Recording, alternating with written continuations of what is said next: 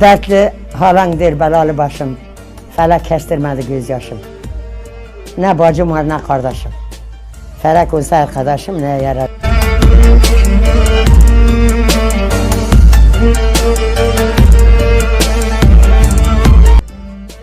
Dünya kalsaydı vay bu Türkiye Muhammed'e kalırdı yamına. Ölüm satın olsaydı Nemrut alırdı. Çıkmadan canlara derman bulurdu. Hakimi Lokman ölmedi mi?